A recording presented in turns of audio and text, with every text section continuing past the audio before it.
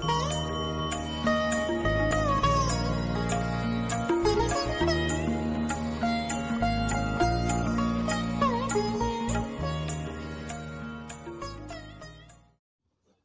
वालेकुम। नफ्सियात की बातें में आज हम थोड़ी सी एक फ़िल्म की बात करेंगे, क्योंकि ये फ़िल्म एक माहौलियाती मौजू पे बनाई गई है और हम माहौलियाती मसाइल के तनाजुर में नफ्सियात की बात करेंगे। इसलिए क्योंकि जहाँ इंसान है वहाँ पर कहीं ना कहीं नफ्सियात बीच में आती है। फ़िल्म का नाम है शेरनी। फ़िल्म का बुनियादी किरदार विद्या बालन ने निभाया है। उस किरदार का नाम भी विद्या है। इसके हिदायतकार अमित मसूरकर हैं। कहानी आस्था टेकू ने लिखी है और इसको फ़िल्मी कालिब में अमित मसूरकर और यशस्वी मिश्रा ने ढाला है। कहानी कुछ यूँ है कि फॉरेस्ट ऑफिसर विद्या की तैनाती एक ऐसे इलाके में होती है जहाँ पर एक शेरनी आ गई है, जो पहले भेड़ों बकरियों का पे हमला करती रही और फिर उसने एक इंसान को हमला करके मार दिया। पूरी फिल्म इस T12 नामी शेरनी को ट्रैक करने की कहानी है, जो मेरे ख़्याल में ऐसे अगर आप सुनेंगे तो आपको एक बहुत गैर मुतासिर कुन मौजू लगेगा। लेकिन इसमें मुतासिर कुन क्या है? इसमें मुतासिर कुन वो मसाइल हैं जो कि इस एक छोटे से मसले से इंटरकनेक्टेड हैं। कि देखने में ये एक ऐसा मसला है जिसमें एक शेरनी को पकड़ने की तकोदो है, जिसमें एक तरफ फॉरेस्ट डिपार्टमेंट है जो कि जिसके रिप्रेजेंटेटिव के तौर पर विद्या मौजूद है। एक ज़ूलॉजिस्ट प्रोफेसर है हसन, जो कि विजय राज ने किरदार निभाया है, और वो ये चाहते हैं कि वो बाहिफाजत इस शेरनी को किसी तरह वाइल्ड लाइफ फॉरेस्ट तक पहुंचा सकें, जो सेंचुरी टाइप बनाई हुई है। और जो सियासतदान हैं वहाँ के, वो ये चाहते हैं कि कोई भी एक पार्टी उस दरिंदे को मार दे ताकि वोट लिया जा सके। जो रूलिंग पार्टी है वो शिकारियों को हायर कर रही है या शिकारियों को ज़बरदस्ती फॉरेस्ट के महकमे के साथ नथी करने की कोशिश कर रही है ताकि जल्द से जल्द वो शेर मारा जा सके या वो शेरनी मारी जा सके।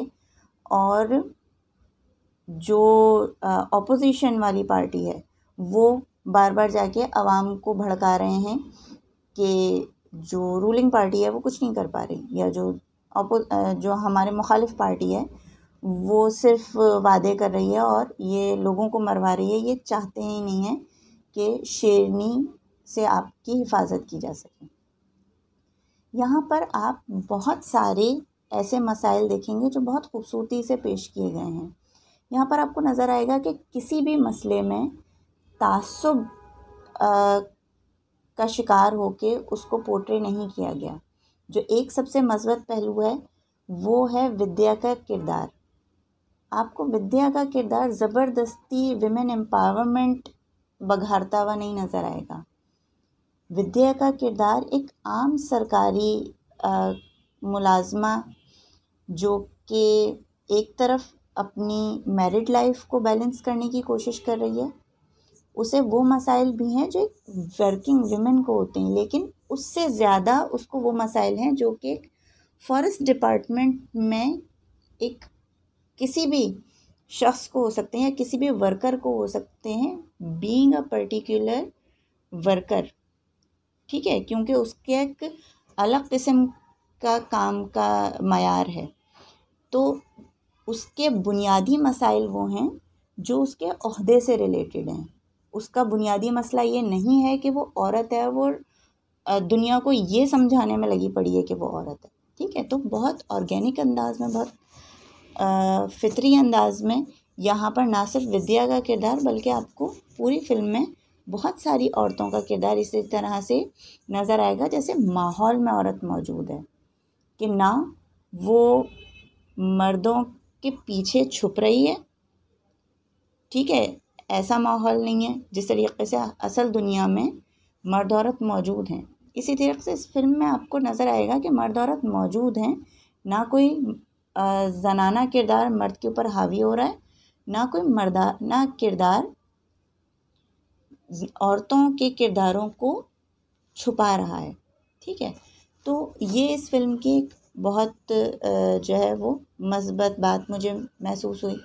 उसके साथ साथ इसमें बहुत सारे सियासी, मुआशी और माहौलियाती मसाइल को बहुत खूबसूरती के साथ पेश किया गया है। देख सकते हैं कि किस तरीके से जो सरकार है या जो हुकूमत है वो आवाम को खुश करने के लिए, आवाम को ठंडा करने के लिए कि जी हम माहौलियाती तब्दीली के लिए कोई इक़दामात कर रहे हैं, चरागाह को एक जंगल में बदलने की या दरख्त लगाने की एक जगह में तब्दील कर देते हैं, जिसकी वजह से जो वहाँ के गांव वाले हैं वो मजबूर हो जाते हैं कि अपने जानवरों को जंगल में चराने के लिए ले जाएं, और वो जंगल बुनियादी तौर पर जंगली जानवरों की रिहाइशगाह है। तो बुनियादी तौर पर जो दरिंदा है वो इंसानी आबादी में आके नहीं मार रहा, बल्कि इंसान उसके कुदरती रिहाइशगाह में जाके डिस्टर्बेंस पैदा कर रहे हैं, और उसकी वजूहात कुछ भी हो सकती हैं। मतलब एक आपको बहुत समझ में आने वाला कॉज एंड इफ़ेक्ट रिलेशनशिप नज़र आएगा कि किस तरीके से एक हुकूमती सतह पे किए गए जो इक़दामात हैं उनका असर गरीबों की आबादी पे हुआ, उन गरीबों की आबादी या उनके जो ज़िंदा रहने की कोशिशें हैं उसका असर वाइल्ड लाइफ पर हुआ, और उस वाइल्ड लाइफ की तरफ से जो रद्द-ए-अमल आया उसकी बुनियाद पर फिर नुकसान उन्हीं गांव वालों का हुआ। जी, कहने को नुकसान इंसानों का हो रहा है, लेकिन इंसानों में भी किसका हो रहा है? जो सबसे गरीब हैं, जिनको पता है कि वो अपने मौशी हालात नहीं बदल सकते, वो अपने जानवरों को कहीं और नहीं ले जा सकते, उनकी जो वाहिद मौजूद चरागाह थी वहाँ पर दरख्त लगा दिए गए, ये कह कर के जी माहौल में तब्दीली लाई जा रही है, दोबारा से जंगल लगाने की कोशिश कर रही है। तो बजाय इसके कि जंगल में ही मज़ीद दरख्त लगाए जाएं, उस जगह पर प्लांटेशन की जाए जो जहाँ पर डिफॉरेस्टेशन की गई थी, जहाँ से जंगलात की कटाई की गई थी, ऐसी जगह पर जंगल लगाने की कोशिश की जा रही है जहाँ पर कुदरती तौर पर जंगल मौजूद नहीं था। तो ये वो मसाइल हैं जो कि उमूमी तौर पर हमारे सामने नहीं आ पाते।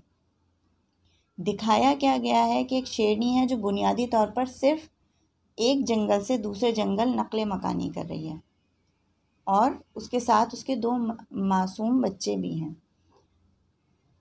इंसानी आबादी, सड़क, फैक्ट्रियाँ और माइनिंग साइट, ये सारी उसके रास्ते में आ रही हैं, और जो इंसान शिकार हो रहे हैं वो उन तक नहीं जा रही, वो बेसिकली उस तक जा रहे हैं, जिसकी वजह से नुकसान हो रहा है। यहाँ पर हम अगर सिर्फ इंसान के तौर पर देखें तो हमें आसान हल ये नज़र आता है, जो कि उस फिल्म में भी आपको मुख्तलिफ़ तबक़ों में नज़र आएगा कि उस शेरनी को मार दिया जाए और मसला ख़त्म हो जाएगा। लेकिन ये मसला क्या वाकई इतना छोटा है? क्या सिर्फ एक शेरनी का मसला है? क्या हम जिस तरीक़े से माहौल को डिस्टर्ब कर रहे हैं, जिस तरीक़े से जंगलात काट के फैक्ट्रियाँ बनाई जा रही हैं, जिस तरह से चरागाहें ख़त्म की जा रही हैं, जिस तरीक़े से जंगलात की जगह से धातें और दूसरे मादनियात निकालने के लिए उन जंगलात को ख़त्म करके माइनिंग साइट्स में तब्दील किया जा रहा है, क्या ये इतनी ही छोटी सी बात है जितनी कि एक शेरनी को कत्ल करके भूल जाना?